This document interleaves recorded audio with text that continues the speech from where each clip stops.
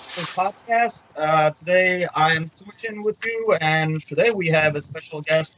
We have the official Liverpool Supporter Club from Austin, Texas. We have their president, Steve Wilson. Steven, thank you for joining us. Of course, my pleasure. Uh, Kind of like wanted to start, as always, kind of like getting a bit background on you. How long have you been a fan? Where are you originally from, and your connection to Liverpool? Just to get kind of like a background on you. Okay, I was born in the Philippines, but I've been in the United States since, let's see, when I was 4 years old.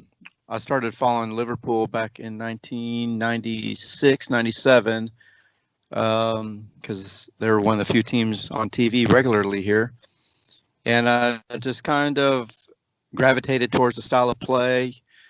John Barnes was still on that team, Steve McManaman. So just liked what I saw on the telly, and just been following them ever since.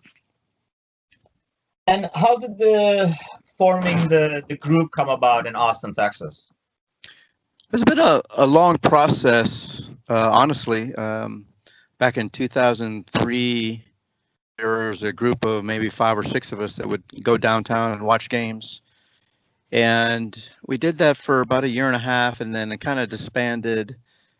But then when the Liverpool parent company started really branding the OLSCs, we came back together about 7 years ago and became an official charter. And what is the biggest challenge of like forming the group? Is it making the connections, getting the numbers? Like, what was like the toughest part? Would you say? I think for us was just making sure we had enough paid members.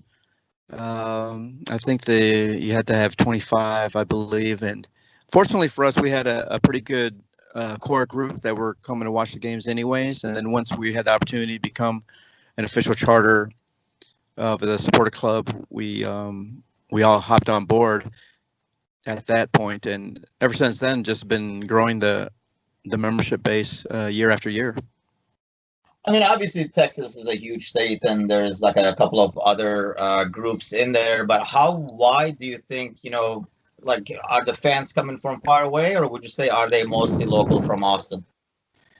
Well, it's interesting because our Facebook group has over 1,500 members, and only about 1,000 of those are in the Austin area. So we get a lot of people that want to join us. Obviously, Austin is such a destination city, so any time anyone comes to visit and and they're red, they always try to seek us out, and it just grows from there, from word of mouth. Obviously, the successes in the past few seasons helps out the numbers, but we have a great group here in Austin that travels to the friendlies whenever they're in the States. We sing the songs, and I think that any visitors that we have to our home pub, they'll leave knowing that they were in a proper football atmosphere when they watch the games.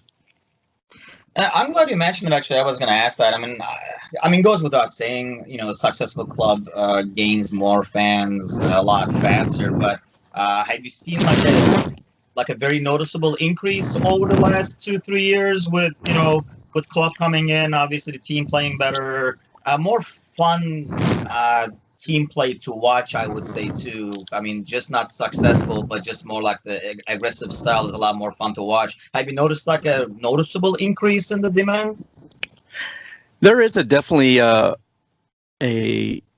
noticeable increase in the amount of people that are showing up to the games, but I think the last 2 years also coincided with us finding a proper football pub that catered only to Liverpool supporters.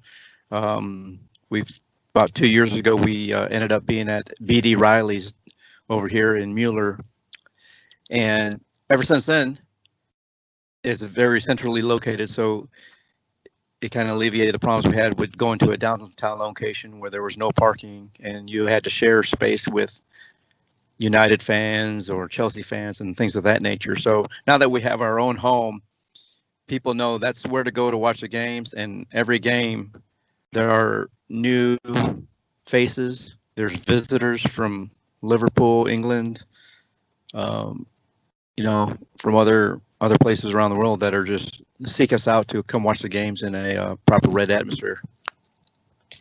Yeah, I mean, I feel like, especially, I mean, I noticed from like American Scouser that it's a great time to gain more Liverpool fans because I think, compared to, I mean, you see a lot of kids wearing like like Manchester City jersey and stuff like that. And, that you can tell that's only based on like the recent success and everything like that and how well the team has done there.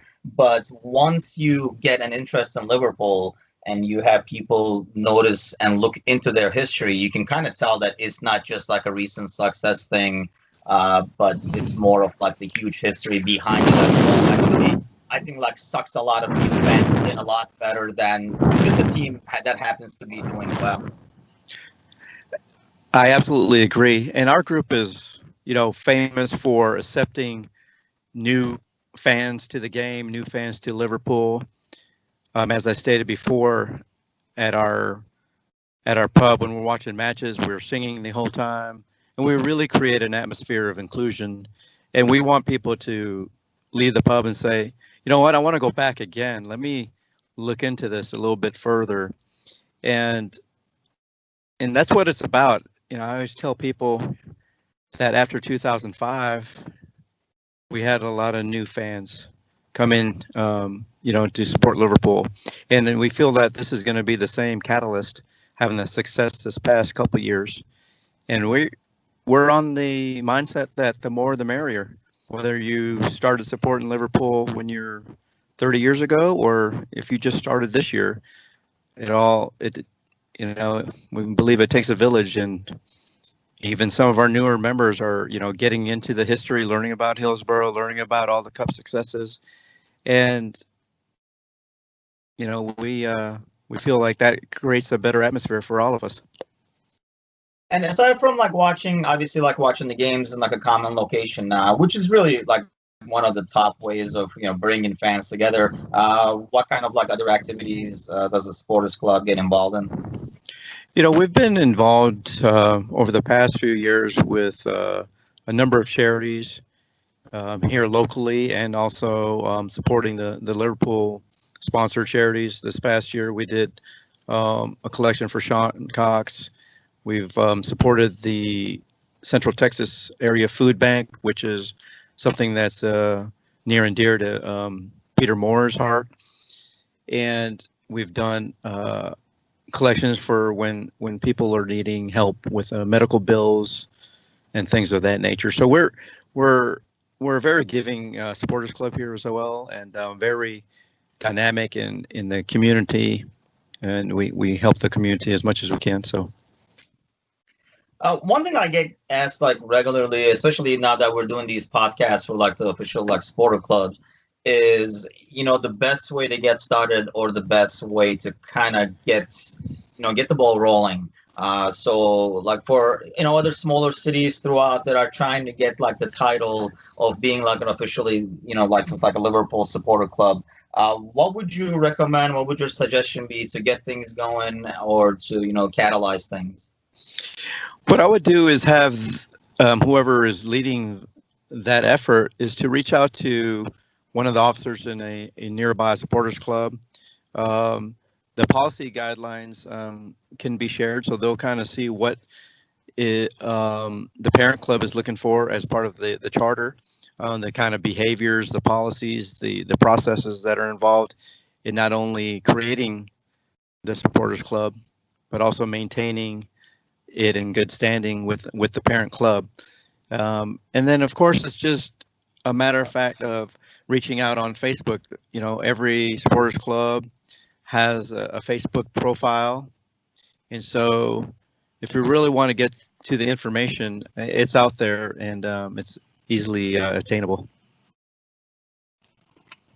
And over the years, I mean, now that it's been going on for a while, I mean, do you notice anything different in the overall, I mean, the way the supporters followed, the way the club is followed? Well, having visited other supporters clubs, I can tell that it's just it's cliche, but it is a family. When you go to visit other supporters clubs and you say, I'm from Austin, you're welcome with open arms. And there's no rivalry there. We all are on the same platform. We're all trying to support Liverpool. So there's no animosity there. And that's the great thing about the Liverpool family, is that anywhere you go and you're wearing red, someone will reach out to you, because it's not something that you're just going to pick up at a Walmart, a Liverpool shirt. You're going out of your way to get a Liverpool shirt. So you're a fan, you're a supporter. And I think that's a little bit different than some of the other big clubs that you'll see people wearing their kits around. So. And then for like people in the area, I mean, what is the best way to get involved with your supporter club, be it being a member or, like kind of like join the activities? What is the best way to kind of like follow that stuff? Over the past year and a half, we've tried to make it easier for people to find us by creating our website, making sure our Facebook presence is active, getting active on Twitter and Snapchat. And also, we get many inquiries through the official intranet of the Liverpool Supporters Club. So we try to be expansive and letting people know. We have good stewards over there at the pub that tell people that, yes, this is the Liverpool Supporters Club official bar. So the word gets out, and I think that the positive atmosphere that we create on game days we're all witness to it, and then we go out and tell our friends or other people that are looking for a positive Liverpool experience to come join us. When I was talking to like Ram on the last podcast, I mean, they're kind of like a different situation where they're kind of like almost isolated. They're the only ones in the state, whereas you guys have, like as we talked earlier, like other supporter clubs around you. Do you guys do anything that's coordinated with those guys at all, or are all of them large enough to kind of get their own activities going? We have a good relationship with all the supporters clubs here in Texas, with the Houston and the Dallas, and also San Antonio. Since San Antonio is only about an hour and 15 minutes away, whenever we have events, we always include them as participants, invite them to come to our Christmas parties, our Legends Nights that we do every year. Anytime we have a fundraiser, we'll always ask them to be a part of it. So, like I said, we try to be open and know that the synergy among all the clubs here in Texas and then across the country, that's how you get things done. So we don't try to stand off on our own, and also, just within the past couple of years, we've, even though we have a primary bar, we have another BD Riley's location downtown that also opens up for the games. And then we also have another bar called the Backspin down in South Austin for those that can't make the ride up. So we have really 3 locations now in Austin that are predominantly Liverpool fans to view the games. Awesome. Yeah, and actually we'll have these locations in our in the map on our American Sponsor blog too. So anybody in the area, or if you're just out of town and happen to be in Texas during a Liverpool game, kind of like look up the Austin group and like kind of get together for a beer and a game. So let me ask you this, obviously, as we head into a new season, totally different than last offseason and stuff like that. Personally, what is your take on the summer as a whole and heading into the year? What do you kind of expect? Well, I expect that we're going to be as competitive for the league as we were last year. I know a lot of people are wanting to make signings, but I believe in team chemistry. I believe that some of the players that were injured last year, such as Ox and Lallana, will come back and be an integral part of this team. I fully believe that Rian Brewster will have a role this year, and I'm glad that Divock is staying. So we were only 1 point off the title last year, so I don't believe that there had to be wholesale changes to be made anyways. As a fan over the years, what would you say would be your like highest moments, your like top prize moment as a Liverpool fan? I know this question was a lot more valid maybe a couple of years ago. It kind of gets skewed and biased now with the number six. But what would you put at like your top Liverpool moments of all time? Watching the game at Anfield. I've been to Anfield a few times, courtesy of some very good friends, and nothing beats the atmosphere of actually being there in the Cop, watching the game, seeing the players, singing the songs, and I just love Liverpool as a city. Anyways, but that'd be a highlight. Obviously, winning the 2005 Champions League and 2006 FA Cup, and then winning the Champions League this past season are highlights too. But nothing really beats being at Anfield and taking in the game. Is it like easier to get access to, like trips to Anfield or like tickets and stuff like that through the Supporters Club? Do you guys like organize trips or anything like that, or how does that work? Well, we have not organized trips prior to this year to Anfield. We do have a few ticket allocations, and obviously they're hard to come by as the success of the team improves year after year. I've been on a couple trips sponsored by our good friend Ken Solomon over the years, but also we've organized trips through our supporters club to the friendlies here in the United States, dating back to the Chicago trip. We went to San Francisco, we went to Michigan last year, and then there's a whole group of people going up to Boston this year. Oh, that is awesome. Yeah, I mean, especially now with almost like getting access to Liverpool yearly, even if it is friendly, it's a whole different atmosphere to be in a stadium watching the team and, singing along with, thousands of fans and stuff like that. So, so anything special that you would want our listeners to know about your supporter club? I think everybody that has visited our supporters club knows that we are just a fun-loving group. We sing songs, we know songs. When we travel as a group, we'll sing songs and teach everybody else the songs. And it's just a passionate experience every time we get together to watch games. We're family, so all our troubles we leave outside, and when we're watching the games and are together, we're one big happy family. And it's cliche, but that's just the way it is. It's such a great diversion from real life to be able to get together, have a pint, watch the games, and whether they win or not, it's our team, and especially us here in Austin, we support them thick and thin. Yeah, and I think that's been, like one thing that, I've noticed, and that's why, we wanted to include it in the American Scouser, because I don't think a lot of fans know. I mean, obviously the internet and social media and stuff help, but still, I mean, I'm in Chicago, for example, and so I really got involved with the blog and stuff like that and started looking into it. I did not know like the multiple locations that people meet to watch the game and how many people around me were actually, Liverpool fans that were like diehard Liverpool fans that I could like connect with. And I think, in the past, it was a lot harder to follow Liverpool. Heck, it was a lot harder to follow football in this country. So as that improves, I think it's a lot better to be able to get, connected to others. And, like, even if you are, like you're saying, it is a family and, you're in a business trip, you're in Austin, it's nice to be able to look it up and say, hey, here's another, like, 200-300 guys like me watching a game at the same time. And I think that really makes these supporter clubs that much more special. Exactly. So our goal is to make sure that the little kids around the country quit buying Barcelona shirts and Real Madrid shirts, and they start buying Liverpool shirts.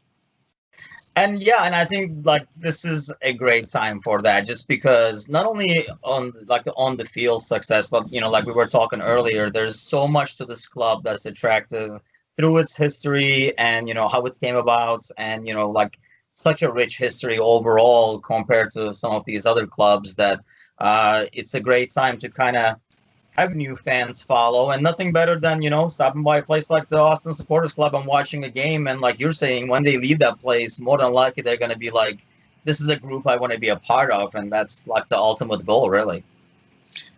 It really is. I mean, that's been the motivation for when we had Peter Moore come to speak to our supporters club this past fall. He went over the expansion plans and just where the outreach of the Liverpool Supporters Club is.